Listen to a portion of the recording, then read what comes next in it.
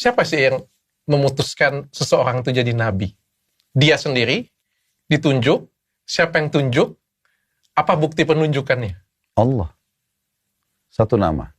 Allah yang menunjuk dan memilih. Dan itu bukan pilihan manusia. Tahu dari mana Pak Ustadz? Ya, itu hak kausalitasnya Allah. Allah yang menunjuknya. Setelah itu Allah berikan dia mukjizat. Sesuatu yang menguatkan dia, membuktikan kalau dia nabi. Kalau kita baca semua cerita nabi-nabi, 25 nabi dan rasul itu, kecuali Nabi Adam. Nabi Adam manusia pertama dan memang diangkat sebagai nabi pertama. Tapi, dan yang ada, manusia kan cuma cucu, anak cucunya gitu ya.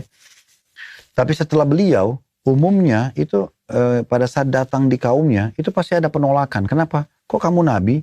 Mana buktinya? Nah semua begitu. Karena memang mereka sama tadi pertanyaan, mana buktinya? Ya kan?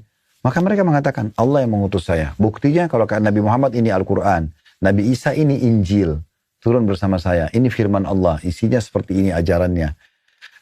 Nabi Musa ada Taurat, Nabi Daud ada Zabur, Nabi Ibrahim ada Suhuf Nabi Ibrahim namanya. Kurang lebih diturunkan oleh Allah itu 104 kitab. Tapi yang kita wajib sebagai seorang muslim tahu itu 4 atau 5 kitab. Dimulai dari Suhuf Nabi Ibrahim, kemudian Tauratnya Nabi Musa, Zabur Nabi Daud, Injil Nabi Isa, dan juga Quran Nabi Muhammad SAW. Itu sudah cukup mewakili. Nah seperti itulah. Saya pengen tanya, Nabi ini ketika dia hidup dia sudah jadi Nabi, dan kita mengakui dia sebagai Nabi, atau setelah dia tidak ada, baru dinobatkan sebagai Nabi sebenarnya? Kalau dia sudah mati, udah nggak ada fungsinya lagi dok. Kalau baru mau diakui sebagai Nabi. Oh. Justru semasa dia hidup harus diakui sebagai Nabi.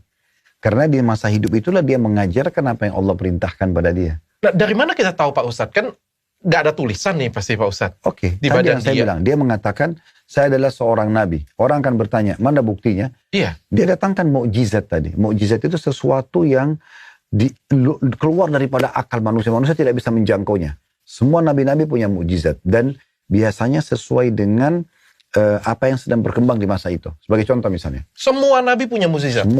Semua nabi. Nah sebagai contoh yang terdekat, Nabi Musa alaihissalam. Nabi Musa itu kan diutus kepada Fir'aun. Fir'aun ini raja yang mengaku Tuhan dan percaya sekali sama dukun.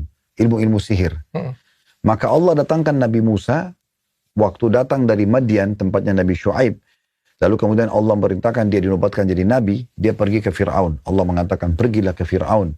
Dan sampaikan agar dia tidak mengaku sebagai Tuhan, ada aku sebagai Allah, dan seterusnya diperintahkan seperti itu. Maka Nabi Musa mengatakan dalam Al-Quran, tapi saya takut nanti mereka mendustakan. Lalu Allah mengatakan, apa itu di tangan kanan Muhammad Musa? Nabi Musa kebetulan pegang tongkat. Di dalam Quran dikatakan, dia bilang, ini